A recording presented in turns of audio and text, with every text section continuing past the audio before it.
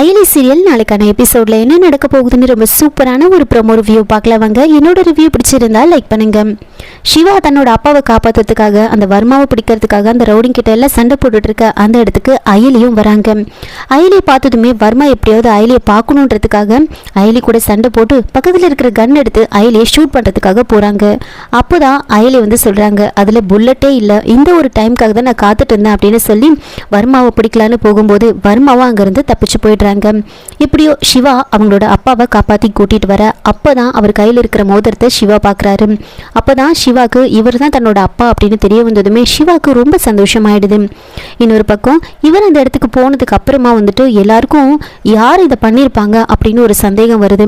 இந்திராணி வந்துட்டு இதை யாரோ வேணும்னே தான் பண்ணியிருக்காங்க அப்படின்னு தெரிஞ்சுக்கிட்டு உடனே போலீஸ் கமிஷனருக்கு கால் பண்ணி உடனே இந்த கேஸை நீங்கள் இன்வெஸ்டிகேட் பண்ணணும், யாரோ வேணும்னே தான் என்னோட சித்தப்பாவை வந்து கடத்திருக்காங்க, யாரோ காப்பாற்றிருக்காங்க, இந்த விஷயத்தை உடனே நீங்கள் இன்வெஸ்டிகேட் பண்ணணும் அப்படின்னு ரொம்ப ப்ரெஷர் கொடுத்துருப்பாங்க. எல்லாம் பண்ணி முடிச்சதுக்கு அப்புறமா வந்துட்டு ரித்திகாவும் கபிலனும் அவங்க வீட்டுக்கு வந்து போகிறாங்க. ரெண்டு பேரையும் முறைப்படி எல்லாருமே வந்து வெல்கம் பண்ணுறாங்க.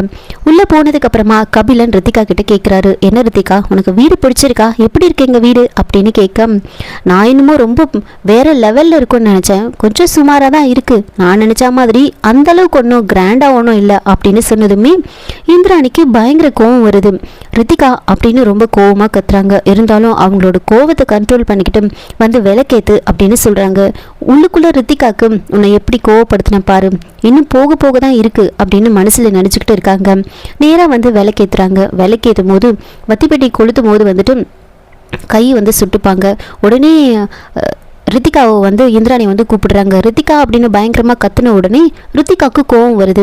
என்ன நீங்கள் எதுக்காக இப்படி கத்துறீங்க, பாருங்க கையை சுட்டுக்கிட்டேன் நான் அப்படின்னு சொல்ல உடனே வந்து இந்திராணி வந்து சொல்கிறாங்க, எங்கெங்க எப்படி நடந்துக்கணும் அப்படின்னு உனக்கு தெரியல, அதெல்லாம் நீ தெரிஞ்சு வச்சிருக்கணும், இல்லைனா இப்படி தான் அப்படின்னு வந்து இந்திராணி வந்து கிண்டலாக சொல்ல ரித்திகாவுக்கு இன்னும் கோவம் வருது. உடனே கபிலன் போயிட்டு நான் ஹெல்ப் பண்ணுறேன் அப்படின்னு சொல்லி ரெண்டு பேரும் சேர்ந்து அந்த விளக்கை ஏற்றுறாங்க. அதுக்கப்புறமா ரித்திகா வந்து ரொம்பவே வந்து திமிராக நடந்துப்பாங்க. அப்போது இந்திராணி வந்து அவங்க சித்தி கிட்ட சொல்கிறாங்க, சித்தி அந்த நெக்லஸை எடுத்துகிட்டு வாங்க அப்படின்னு சொன்னதுமே அவங்க போயிட்டு அந்த நெக்லஸை எடுத்துகிட்டு வந்து இந்தா இந்திராணி நீயும் உன் கையால் கொடு அப்படின்னு சொல்ல இந்திராணி எடுத்துகிட்டு போய் ரித்திகா கிட்ட அந்த நெக்லஸை வந்து கொடுக்குறாங்க.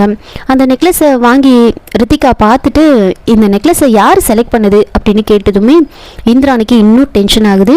உடனே கபிலன் வந்துட்டு இப்போ என்ன உனக்கு அவங்க கிஃப்டாக கொடுத்துருக்காங்க அப்படின்னு சொல்ல, கிஃப்டாக கொடுத்தா இது அவங்களுக்கு செட் ஆகுமா ஆகாதான்னா நீங்கள் யோசிக்க மாட்டீங்களா, நீங்கள் வேணும்னா உங்கள் அக்கா வாங்கி கொடுத்தது உங்களுக்கு பிடிக்கலன்னா கூட போட்டுப்பீங்க, ஆனால் நான்லாம் அப்படிலாம் போட்டுக்க மாட்டேன், எனக்கு பிடிக்கலன்னா நான் போட்டுக்க மாட்டேன், இது என்ன ஓல்டு ஃபேஷன் நெக்லஸ் மாதிரி இருக்குது, உங்களுக்கு எப்படிலாம் வாங்கணும் உங்களுக்கு பிடிச்ச மாதிரி வாங்கணும்னு கூட உங்களுக்கு தெரியாதா, இதெல்லாம் நான் வந்து நீங்கள் கொடுத்தீங்க அப்படின்றதுக்காக நான் அப்படியே போட்டுக்க முடியுமா அப்படின்னு ரொம்ப கோவமாக வந்து ரித்திகா வந்து பேசுகிறாங்க. இந்திராணிக்கு ரொம்ப கோவம் வந்துடுது. நேராக ரித்திகா கிட்ட வந்து இங்கே பாரு ரித்திகா, இதெல்லாம் நாங்கள் ஒரு அன்போடு உனக்கு வந்து கிஃப்டாக கொடுக்குறோம், இதை தான் நீ பூஜையில் போட்டுக்கணும் அப்படின்னு வந்து இந்திராணி வந்து கோவமாக வந்து சொல்லிட்டு போயிடுவாங்க. அப்போ வந்து செல்வநாயகி கிட்ட சொல்கிறாங்க, சித்தி ரித்திகாவுக்கு எல்லாத்தையும் சொல்லிக் கொடுங்க, எப்படி நடந்துக்கணும்னு சொல்லிக் கொடுங்க அப்படின்னு சொல்லிட்டு போயிடுறாங்க. செல்வநாயகி வந்து ரித்திகா கிட்ட சொல்கிறாங்க, என்னம்மா இது உனக்கு பிடிக்கலன்னா கூட நீ அதை சொல்லக்கூடாது, எங்கள் வீட்டில் யாருமே இந்திராணி எது பண்ணாலும் அதை பிடிக்கல அது வேண்டாம் அப்படின்லாம் நாங்கள் சொன்னது கிடையாது, நீ மட்டும் ஏன் எப்படி சொல்கிற, கொடுத்ததை நீ வாங்கிக்கோ அப்படின்னு சொல்ல அதுக்கு ரித்திகா நான் என்ன தப்பாக சொல்லிட்டேன், எனக்கு அந்த நெக்லஸ் பிடிக்கல அதை தான் நான் சொன்னேன் அப்படின்னு சொல்ல உடனே கபிலன் வந்துட்டு இங்கே பாரு ரித்திகா, எங்கள் அக்கா நான் எது வாங்கி கொடுத்தாலும் நான் போட்டுப்பேன், நான் வேண்டான்னு சொல்ல மாட்டேன், எங்களுக்கு பிடிக்கல அப்படின்னு நான் சொல்ல மாட்டேன், எங்கள் அக்காவை நான் எதிர்த்து பேசலை, நீயும் அப்படியே இருந்துரு, சும்மா இதெல்லாம் பேசிட்டு இருக்காத அப்படின்னு கபிலன் சொல்லிட்டு போயிடுறாரு. ரித்திகா ஒரு பக்கம் பாரு இந்த வீட்டோட மொத்த பொறுப்போ எனக்கு வர வரைக்கும் நான் கண்டிப்பாக விட மாட்டேன், உன் கூட நான் சண்டை போட்டுட்டு தான் இருப்பேன் அப்படின்னு ரித்திகா மனசுலேயே வந்து நினச்சிக்கிட்டு இருக்காங்க. இன்னொரு பக்கம் அயலிக்கு வந்து அவங்க ஹெட் கிட்ட இருந்து கால் வருது, சீஃப் கிட்ட இருந்து, என்னம்மா ஏன் இப்படி கையில் அவனை வந்து நல்லா உங்ககிட்ட வசமாக மாட்டினா ஆனால் நீங்கள் அவனை பிடிக்காம விட்டுட்டீங்களே அப்படின்னு சொல்லி அயலி வந்து பயங்கரமாக கேள்வி கேட்குறாங்க. அப்போ அயலி வந்துட்டு சார் நான் எவ்வளவோ ட்ரை பண்ணேன் என்னால் பிடிக்க முடியாமல் போயிடுச்சு அப்படின்னு சொல்ல, ஏமா இப்படி சொல்கிற நீ, உன்னை நான் எவ்வளோ நம்பினேன், அவன் வசமாக சிக்கியிருக்கணுமே இப்படி வந்து நீங்கள் கோட்டை விட்டுட்டீங்களே அப்படின்னு வந்து ரொம்பவே அயலிக்கிட்ட வந்து சொல்கிறாங்க. எனக்கு மேலிடத்துலேருந்து பயங்கர ப்ரெஷர், எனக்கு உடனே வந்து டீமை மாற்ற சொல்லி சொல்கிறாங்க அப்படின்னு சொன்னதுமே அயலி வந்துட்டு சார் சார் ப்ளீஸ் அப்படியெல்லாம் மாற்றாதீங்க, தயவு செஞ்சு அதெல்லாம் எதுவும் பண்ணிடாதீங்க, நாங்கள் கண்டிப்பாக எப்படியாவது நெக்ஸ்ட் டைம் அந்த வர்மாவையும் அவங்க கூட இருக்கிற ஆளுங்களையும் நான் கண்டிப்பாக பிடிச்சிருவேன் அப்படின்னு வந்து அயலி சொல்கிறாங்க. சரி இந்த முறை விட்டுடுறேன், நீங்கள் எப்படியாவது வந்து அவனை பிடிச்சாகணும் அப்படின்னு ஆயிலிக்கு வந்து ஆர்டர் போடுறாங்க. இன்னொரு பக்கம் அங்கே வீட்டில் வந்து ரித்திகா ரொம்பவே வந்து திமிராக நடந்துப்பாங்க. மறுநாள் காலையில் வந்து இந்திராணியும் அவங்க சித்தப்பாவும் வந்து ஒர்க் விஷயமா வந்து பேசிகிட்டு இருப்பாங்க, ஒர்க் பண்ணிகிட்டு இருப்பாங்க. அப்போ நேராக வந்து ரித்திகா ரெடி ஆகிட்டு நேராக வந்து சோஃபாவில் வந்து உட்காடுறாங்க, கால் மேலே கால் போட்டு வந்து உட்காருவாங்க. உடனே இந்திராணி இதை பார்க்குறாங்க. என்ன ரித்திகா, நீ உன்னோட மாமனார் இங்கே உட்காந்துட்டு இருக்காரு, நீ கால் மேலே கால் போட்டு இப்படி உட்காந்துட்டு இருக்க, இது ஏன் இப்படிலாம் நடந்துக்கிற அப்படின்னு சொல்ல, உடனே வந்து ரித்திகா வந்து சொல்கிறாங்க, என்ன இப்போ இதில் என்ன தப்பு இருக்கு அப்படின்னு சொல்ல, ஏன் இப்படி மரியாதை இல்லாமல் நடந்துக்கிற அப்படின்னு சொல்ல, எங்கள் அப்பா இருந்தாலும் நான் அப்படி தான் உட்காருவேன், அந்த மாதிரி தான் நானும் உட்காருவேன் அப்படின்னு சொல்ல இந்திராணி அப்படியே கண்ட்ரோல் பண்ணிட்டு உட்காந்துட்டு இருப்பாங்க. அதுக்கப்புறம் இவங்க 2 பேரும் ஒர்க் பண்ணிட்டு இருக்காங்க அப்படின்னு கூட பார்க்காம ரித்திகா உடனே வந்து டிவியை வந்து ஆன் பண்ணிட்டு பயங்கர சவுண்ட் வச்சு பார்த்துட்டு இருப்பாங்க.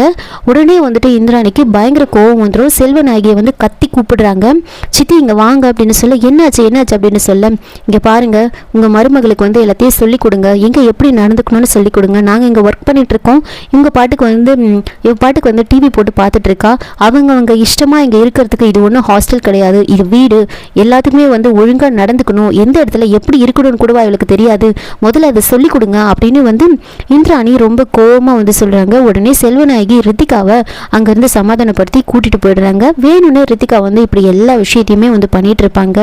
இன்னொரு பக்கம் சிவா என்ன பண்ணுறாருன்னா, நாம் வந்து நம்ம அப்பா யார் அப்படின்னு நம்ம கண்டுபிடிச்சிட்டோம், உடனே அவரை போய் நம்ம பார்க்கணும் அப்படின்னு யோசிச்சுக்கிட்டு உடனே வந்து அவரோட ஆஃபீஸ்க்கு வந்து போகிறாங்க.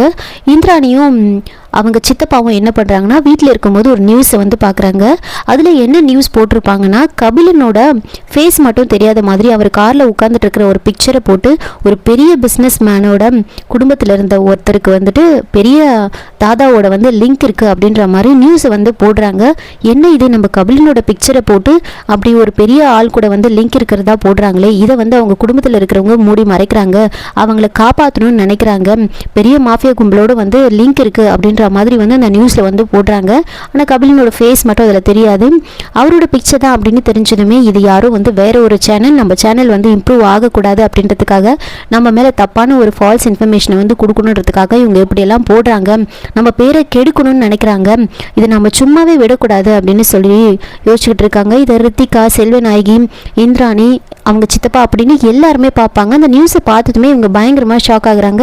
உடனே இந்திராணியும் அவங்க சித்தப்பாவும் என்ன பண்ணுறாங்கன்னா, நேராக வந்து ஆஃபீஸ்க்கு கிளம்பி போகிறாங்க. இது எப்படியாவது நம்ம டீல் பண்ணணும், கமிஷனருக்கு கால் பண்ணி சொல்லணும், எதுக்காக இந்த மாதிரி இன்ஃபர்மேஷன்லாம் வந்து இந்த மாதிரி நியூஸ் எல்லாம் போடுறாங்க, நம்ம பேரை கெடுக்கணுன்னே போடுறாங்க அப்படின்னு சொல்லிட்டு ரொம்ப டென்ஷனாக இந்திராணி வந்து இருப்பாங்க. அந்த ஆஃபீஸுக்கு தான் வந்து சிவா என்ன பண்ணுறாருன்னா, அவங்க அப்பாவை பார்க்கறதுக்காக போகிறாரு. அப்பாயின்மெண்ட் இருக்கான்னு கேட்குறாங்க. இல்லை, என்ன தெரியும் அவருக்கு, நான் அவரை பார்க்கணுன்னு சொன்னதுமே சரின்னு அவரும் வந்து வர சொல்கிறாங்க. சிவா அவங்க அப்பாவை பார்த்ததுமே ரொம்பவே எமோஷனல் ஆகுறாரு. இதோட இந்த எபிசோட வந்து முடிச்சிருக்காங்க. என்னோட ரிவ்யூ பிடிச்சிருந்தா லைக் பண்ணுங்க, மறக்காம சப்ஸ்கிரைப் பண்ணுங்க. தேங்க்யூ.